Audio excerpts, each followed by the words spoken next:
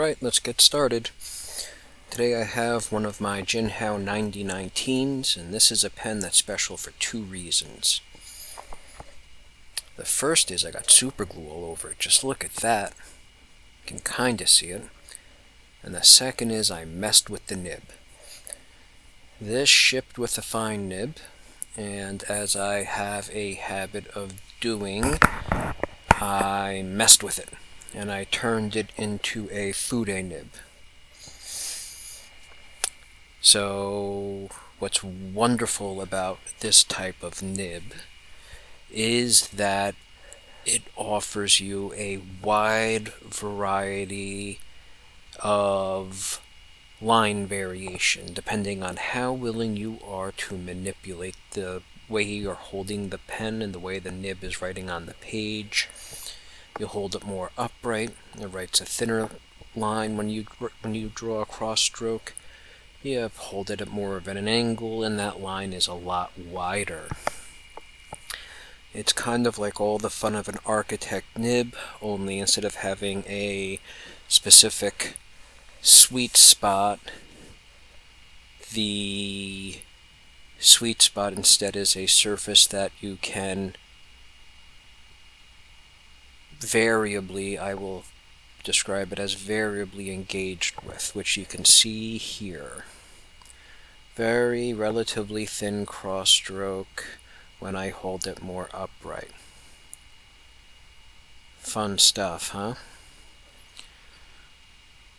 So you hear these nibs referred to as everything from fude to Fyewd. Calling it Fyewd is kind of rude, but whatever. Now, the fude nib has a remarkable history that I know absolutely nothing about, because I am not a subject matter expert. I am just some guy who likes making videos. If you want to know about the actual history of this type of nib, I recommend, well, not listening to me. Let's see, the first time I took a fine nib on a pen and tried to modify it into a fude nib, it actually worked remarkably well. I did have to tinker with the nib itself. The tines did not like being bent the way that I bent them, but if you use the appropriate tool, then the process of actually converting a nib into a fude nib is a lot easier. So what is the appropriate tool? I like to use a small pair excuse me, of parallel pliers with a nylon sheathing on the grip. And when I say nylon, I don't know what I actually mean. It's a soft plasticky material. Every once in a while I lose one and I spend entirely too much time in Fusion 360 designing and then 3D printing a replacement with cheapo, like PLA whatever. The softer plastic is a bit more forgiving, and if you are using a parallel plier, at least in my experience, it's a bit easier to get the right angle. I try to bend the tip at about a 40 to 45 degree angle. Do I sit here and actually measure that angle? No. Of course not. But I'm going to lie to you and say I do. I absolutely do. I sit here and I measure that angle.